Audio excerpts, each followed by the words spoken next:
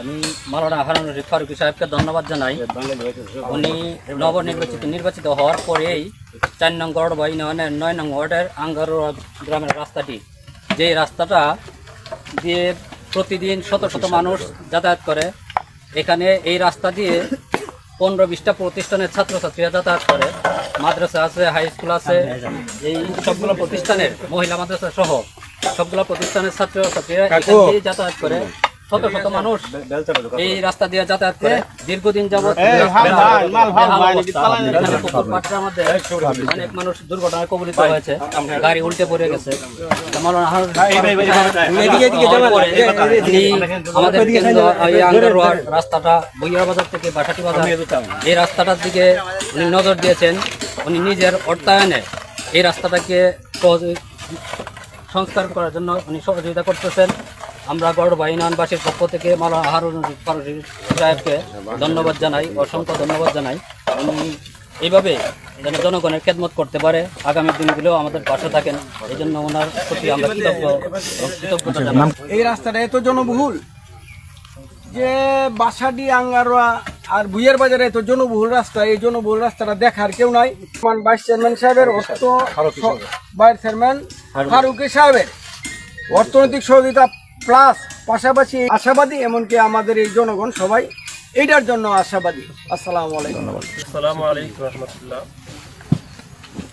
আসলে রাস্তার কাজ আমি করতেছি, রাস্তা করার দায়িত্ব এমপি মহোদয়, উপজেলার চেয়ারম্যান এবং ইউনিয়নের চেয়ারম্যান, ওনারা এটা ব্যবস্থাপনা করবেন। রাস্তা করা, রাস্তা পাকাকরণ করা, এটা ওনাদের দায়িত্ব।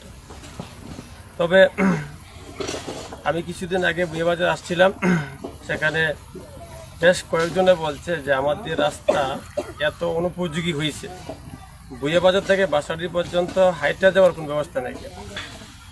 এখানে দুর্ঘটনা ঘটছে, ওই জায়গাতে অ্যাক্সিডেন্ট হচ্ছে, গাড়ি যানবাহন চলাচল একেবারেই বন্ধ হয়ে গেছে।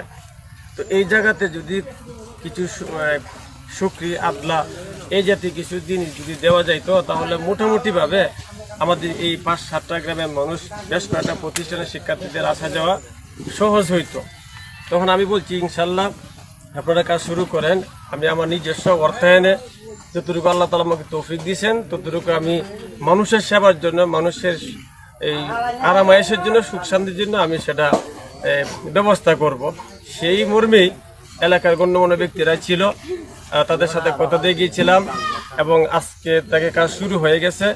আমি এই রাস্তাটাকে মানুষের চলাচলের জন্য রাবি শুকরি দিয়া ফাঁকা করতেছি না, কিন্তু রাস্তা মেরামত করতেছি না, মানুষ যাতে আয়াসে চলাফেরা করতে পারে। এই জন্য আমার নিজস্ব অর্থায়নে সংক্ষিপ্ত আকারে আমি কিছু রাবে সেজে দেখেন অবস্থা আমাকে দেখাইছেন, ওই যে এই দিক দিয়ে অ্যাক্সিডেন্ট হওয়ার সম্ভাবনা। তো আমি এখানে এই রাস্তাটা একটু অনেক অ্যাক্সিডেন্ট হয়েছে এলাকাবাসী বলেছেন।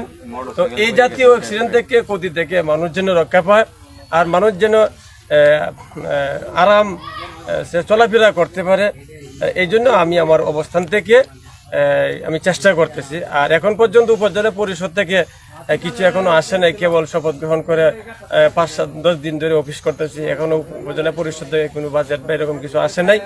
ভবিষ্যতে যদি আসে, আমি এই জাতীয় সেবার মধ্যে আমি ব্যয় করার চেষ্টা করব, যদি আপনারা দোয়া করেন। আর আগামী 5 বছরে আমি এইরকম ছোট্ট পরিসরে যে সমস্ত কাজগুলো আছে, মানুষের অসুবিধা হয়, সেটা দূর করার জন্য আমি 5 বছর করে চেষ্টা করব। আরও অনেক কার্যক্রম আছে কেন্দ্র উপজেলাবাসীর জন্য, আমি ধারাবাহিকভাবে আমি সেগুলা আমি অবস্থান থেকে সাধ্য অনুযায়ী চেষ্টা করব। ধন্যবাদ সকলকে, ইনশাআল্লাহ। আসসালামু আলাইকুম। ধন্যবাদ।